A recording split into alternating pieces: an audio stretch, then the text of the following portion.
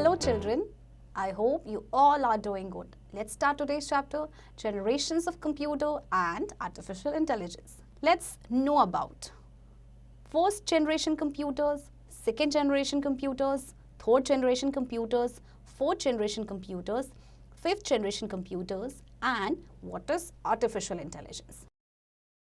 Computer is not only a machine, but it is an essential part of our life. There is no field which is untouched with the effect of computer, but it was not a successful machine at the starting age of its development. There have been drastic changes between the technology of today's computers and the early computers.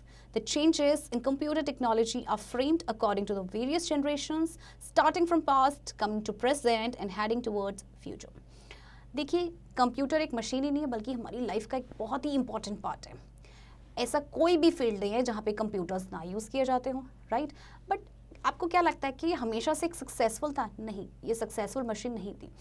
Starting में इसके development काफ़ी सारे stages आए. जब इनके development हुए बहुत सारे ड्रास्टिक चेंजेस आए, टेक्नोलॉजी में चेंजेस आया, तो उसकी वजह से कंप्यूटर्स में भी काफ़ी चेंजेस आए. तो जो चेंजेस आए हैं कंप्यूटर की टेक्नोलॉजी में वेरियस जनरेशन में, अगर हम स्टार्ट पास्ट से शुरू करें या फिर प्रेजेंट में या फिर जो हम फ्यूचर की तरफ जा रहे हैं. Let us learn about these generations of computers in detail.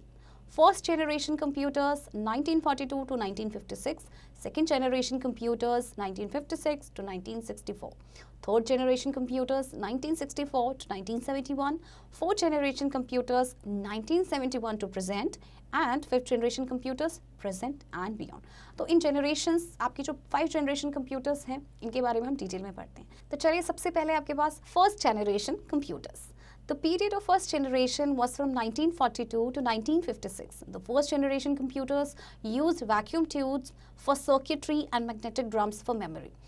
They were very expensive, very large in size, slow in processing, and had less storage capacity. They consumed lots of electricity and produced lots of heat. They used machine-level language for programming. जबकि first generation computer थे, इनमें vacuum tubes का use हुआ. ये काफ़ी expensive थे, बहुत बड़े भी साइज़ में थे और प्रोसेसिंग इनका बहुत ही ज़्यादा स्लो था. और इसके अलावा इनमें जो स्टोरेज कैपेसिटी था वो भी कम था. ये इलेक्ट्रिसिटी भी बहुत कंज्यूम करते थे और इनसे काफ़ी ज़्यादा हीट प्रोड्यूस होती थी.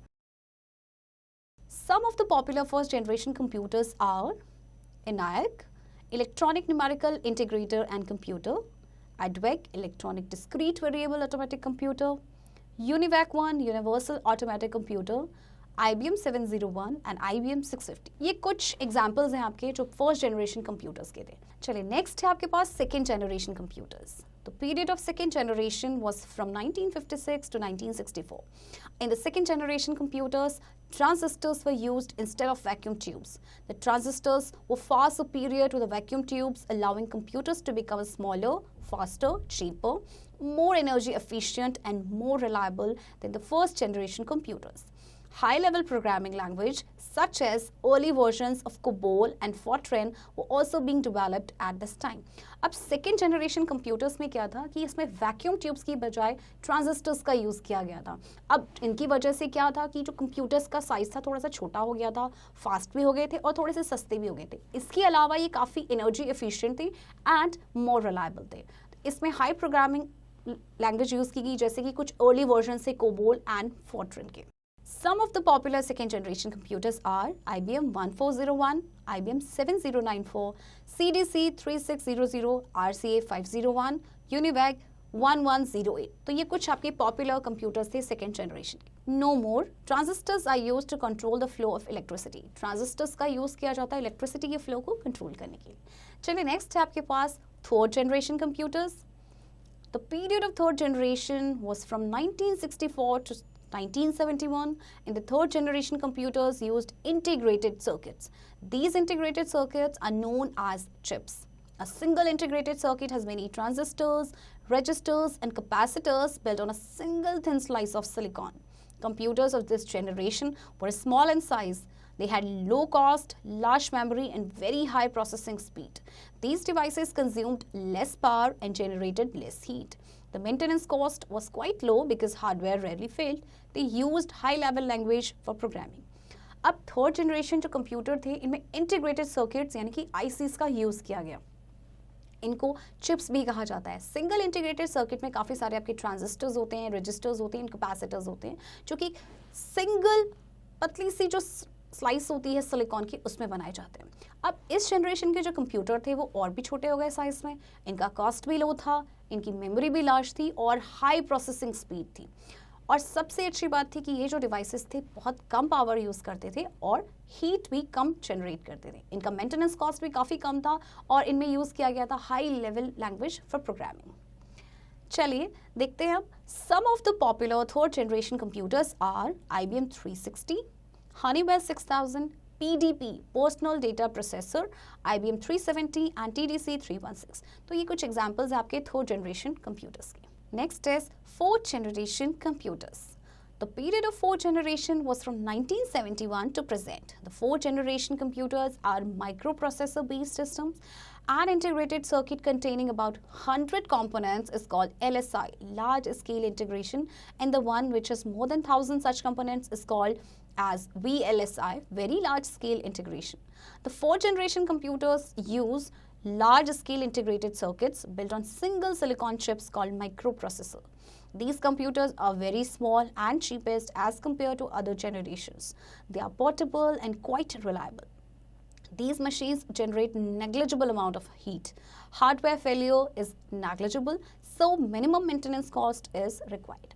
अब देखिए फोर्थ जनरेशन कंप्यूटर आपकी 1971 टू प्रेजेंट यानी अभी तक ये आपकी फोर्थ जनरेशन कंप्यूटर है।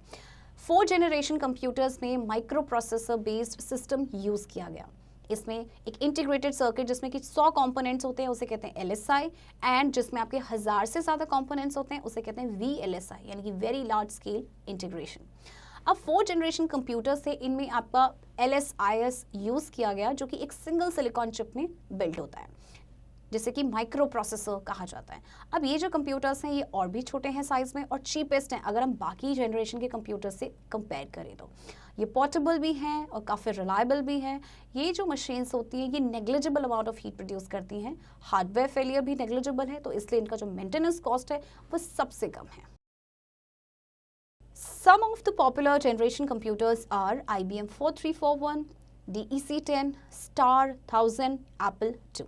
Next is fifth generation computers. Computers of present and beyond are the computers of fifth generation. These computers are based on artificial intelligence. The fifth generation computers are still in development, though there are some applications such as voice recognition, fingerprint scanning, face recognition, etc. that are being used today. आपके जो computers अभी हैं और जो future में आने वाले ये आपके फिफ्थ जनरेशन से रिलेटेड है और फिफ्थ जनरेशन कंप्यूटर आपकी बेस्ड है आर्टिफिशियल इंटेलिजेंस पे। हालांकि ये जो कंप्यूटर है अभी भी प्रोसेसिंग में, डेवलपमेंट इनमें चल रहा है, बट कुछ ऐसी एप्लीकेशंस हैं जो हम प्रेजेंट में भी यूज़ करते हैं, जैसे कि आपका वॉइस रिकग्निशन है, फेस रिकग्निशन है या फिर फिंगरप्रिंट स्कैनिंग है। The goal of fifth generation computer is to develop devices that will respond to natural language inputs and be capable of learning and self organization. देखिए जो गोल है fifth generation computers का उनका क्या है कि डेवलप करना ऐसे डिवाइसेस जो कि रिस्पॉन्ड करें नेचुरल लैंग्वेज इनपुट्स की तरफ एंड लर्निंग और सेल्फ ऑर्गेनाइजेशन में वो केपेबल हो। तो चलिए कुछ एग्जांपल्स देखते हैं। Some of the popular fifth generation computers are robots, quantum computers, nano computers. चलिए नेक्स्ट अब देखते हैं artificial intelligence. The term artificial intelligence was coined by John McCarthy in 1955. He defined it as the science and engineering of making intelligent machines. सबसे पहले ये जो term थी इसको कॉइन किया था जॉन मैकार्थी ने 1955 में और उन्होंने इसे कैसे डिफाइन किया था कि science and engineering of making intelligent machines. It is a way of making a computer-controlled robot or a software think intelligently in the similar manner the intelligent humans think.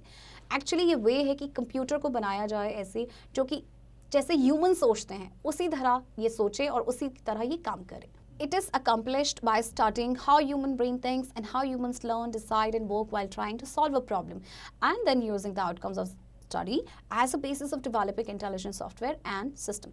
देखिए किस तरह से accomplish होगा, इसमें सबसे पहले स्टडी किया जाएगा किस तरह से ह्यूमन ब्रेन सोचता है, कैसे वो लर्न करते हैं, डिसाइड करते हैं, कैसे किसी भी प्रॉब्लम को सॉल्व करते हैं और उसके बाद ये जो भी आउटकम्स होंगे इसको स्टडी करके एक बनाया जाएगा आपका इंटेलिजेंट सॉफ्टवेयर और system. While exploiting the power of the computer system, the curiosity of human led him to wonder, can a machine think and behave like humans do? Thus, the development of artificial intelligence started with the intention of creating similar intelligence in machines that we find and regard high in human. देखिए, artificial intelligence का development start हुआ है कि किस तरह से humans काम करते हैं, उसी तरह से कोई इंटेलिजेंट मशीन्स आए और वो उसी तरह से काम करें. Artificial intelligence includes robotics, neural networks, game playing, development of expert systems to make decisions in real life situations, natural language understanding and generation. देखिए जो robots है आपके एक्चुअली ये आपका किस पे काम करता है artificial intelligence के ऊपर. Goals of artificial intelligence: to create expert systems or systems which exhibit intelligent behavior, learn, demonstrate, explain and advise its user. To implement human intelligence in machines or creating systems that understand, think, learn and behave like humans. अब देखिए artificial intelligence के goals क्या है कि एक expert system को create करना या फिर ऐसा सिस्टम्स क्रिएट करना जो इंटेलिजेंट बिहेवियर जो एग्जिबिट करे, लर्न, डेमोन्स्ट्रेट करे और एडवाइस करे अपने यूजर को. इसके अलावा ह्यूमन इंटेलिजेंस को इम्प्लीमेंट करना मशीन्स में कि वो किस तरह से सिस्टम क्रिएट करते हैं, किस तरह से सीखते हैं, किस तरह से सोचते हैं, किस तरह से लर्न करते हैं एंड ह्यूमंस की तरह बिहेव करते हैं. Quick review. Computer is not only a machine but an essential part of our life. The period of first generation was from 1942 to 1956. The period of second generation was from 1956 to 1964. The period of third generation was from 1964 to 1971. The period of fourth generation was from 1971 to present. Computer of present and beyond are the computers of the fifth generation. देखिए computer आपको पता है एक machine नहीं है बल्कि हमारी life का असेंशियल पार्ट है. कंप्यूटर की 4 जनरेशन्स हैं, first, second, third, fourth and fourth generation आपकी 1971 टू प्रेजेंट अभी चल रही है. एंड जो आपके कंप्यूटर्स प्रेजेंट में है या जो फ्यूचर में आएंगे ये सारी आपके फिफ्थ जनरेशन के होंगे.